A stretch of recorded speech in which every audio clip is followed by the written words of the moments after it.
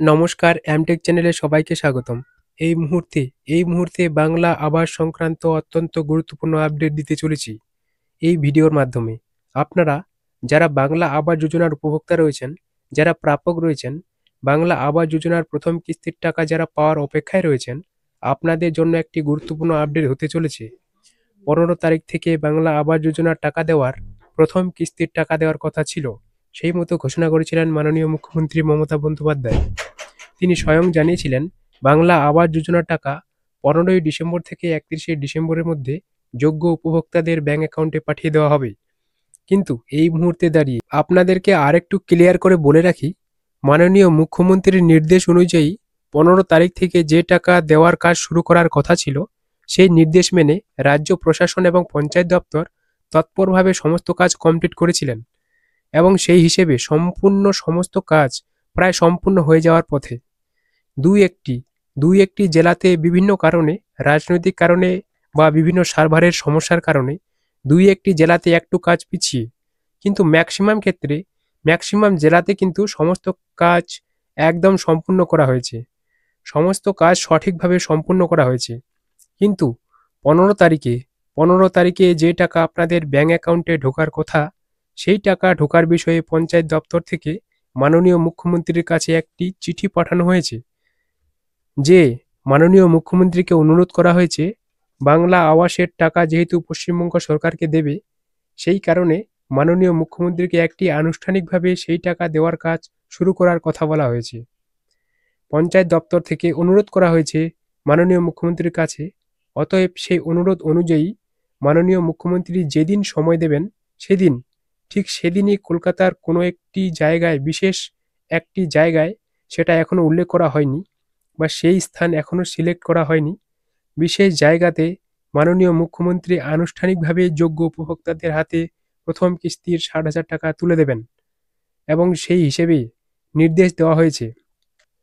মুখ্যমন্ত্রীর ঘোষণা অনুযায়ী মঙ্গলবার থেকে, অর্থাৎ 17ই ডিসেম্বর থেকে আবাস যোজনার স্যাংশন লিস্টের যোগ্য উপভোক্তাদের ব্যাংক অ্যাকাউন্টে আবাস যোজনার প্রথম কিস্তি 60,000 টাকা ঢোকার কথা বলেছিলেন। সেই অনুযায়ী কখন সেই টাকাটি রিলিজ করবেন, সকাল, দুপুর নাকি সন্ধ্যা, কখন ব্যাংকে টাকাটি ঢুকবে, সেই বিষয়ে কি আপডেট রয়েছে, সেই বিষয়টি আমি আপনাদেরকে জানাবো। তো অবশ্যই ভিডিওটি শেষ পর্যন্ত দেখবেন এবং ভিডিওতে একটি লাইক করে দিয়ে চ্যানেলে নতুন হলে চ্যানেলটি অবশ্যই সাবস্ক্রাইব করে রাখবেন। অনেকেই প্রশ্ন করছেন কাদের ব্যাংকে আজকে টাকা আসবে বা কোন লিস্টের উপভোক্তাদের টাকা দেওয়া হবে। তো দেখুন, কিছুদিন আগে সার্ভের কাজ সম্পন্ন করা হয়েছে এবং সার্ভে করার পর একটি খসড়া লিস্ট কিন্তু প্রকাশ করা হয়েছিল, অর্থাৎ প্রভিশনাল লিস্ট কিন্তু প্রকাশ করা হয়েছিল প্রত্যেক ব্লক ভিত্তিক। কিন্তু সেই লিস্টে ইলিজেবল, ইনএলিজেবল, তাছাড়া পিডব্লিউএল স্যাংশন লিস্ট ছিল। যাদের স্যাংশন লিস্টে নাম ছিল তারাই কিন্তু প্রথম ধাপে টাকা পাবে সূত্রে জানা গেছে। তবে পিডব্লিউএল এ টাকা পাবে কিনা সে বিষয়ে কিন্তু কিছু এখনো জানানো যায়নি। তবে ইনএলিজেবল লিস্টে যাদের নাম ছিল তারা কিন্তু ঘরের টাকা পাবে না। প্রথমে আপনাদের জানিয়ে দিচ্ছি, ইনএলিজেবল লিস্টে যাদের নাম ছিল তারা কিন্তু ঘরের টাকা পাবে না। এই যে প্রথম কিস্তির 60,000 টাকা, এই টাকাটা কিন্তু তারা পাবে না। শুধুমাত্র ইলিজিবল স্যাংশন লিস্টে যাদের নাম ছিল তারাই কিন্তু টাকা পাবে। যাদের স্যাংশন হয়েছে তারাই কিন্তু আবাস যোজনার প্রথম কিস্তি 60,000 টাকা পাবে। তো স্যাংশন লিস্টে নাম ছিল তারাই কিন্তু টাকা পাবে। যাদের স্যাংশন হয়েছে তারাই কিন্তু আবাস যোজনার প্রথম কিস্তি 60,000 টাকা পাবে। তো স্যাংশন লিস্টে আপনার নাম আছে কিনা কিভাবে বুঝবেন? দেখুন, 11ই ডিসেম্বর থেকে ডিস্ট্রিক্ট লেভেল থেকে অনুমোদন দেওয়া হয়েছিল এবং একটি লিস্ট প্রকাশ করা হয়েছিল। সেই লিস্টটি নিশ্চয়ই আপনি আপনার পঞ্চায়েত অফিসে গেলে দেখতে পাবেন। এই লিস্টে নাম থাকলে আপনার নাম স্যাংশন লিস্টে উঠেছে এবং আপনি টাকা পাওয়ার যোগ্য। এইবারে 12 লক্ষ উপভোক্তা কিন্তু এই টাকা পাচ্ছে।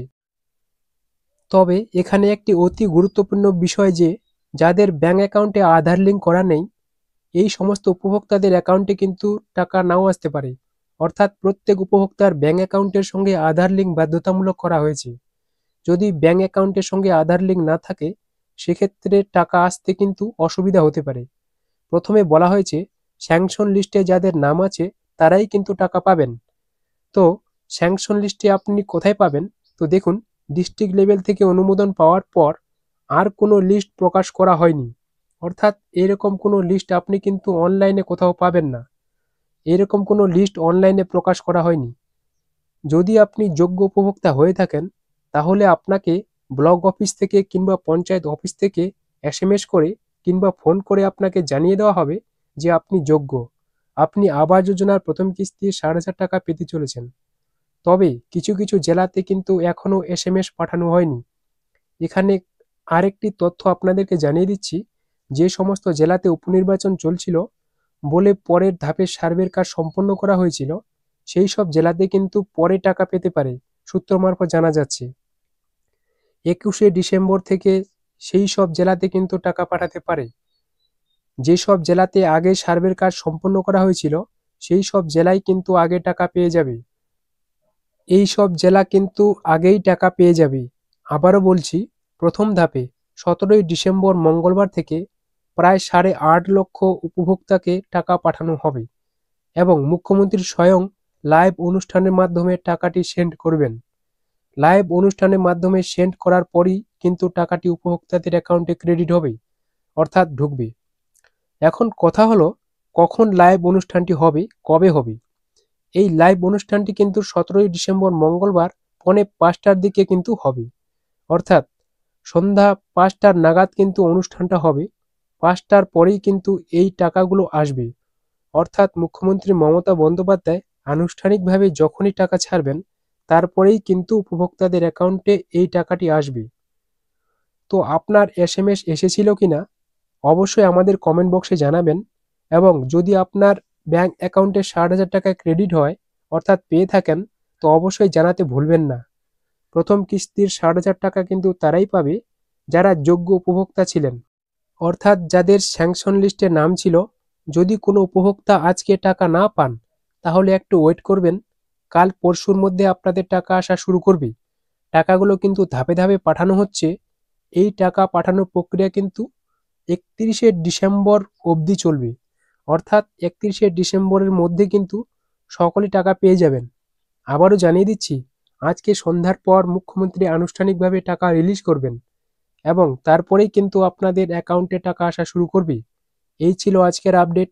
অতএব যারা এখন পর্যন্ত এমটেক ইউটিউব চ্যানেলকে সাবস্ক্রাইব করেননি, আপনারা সাবস্ক্রাইব করে রাখুন, পাশে থাকা নোটিফিকেশন বেল বাটন অন করে দিন এবং আপনার বন্ধুবান্ধবদের শেয়ার করে সবাইকে বাংলা আবাস যোজনা সংক্রান্ত এই গুরুত্বপূর্ণ আপডেট জানিয়ে দিতে সাহায্য করুন।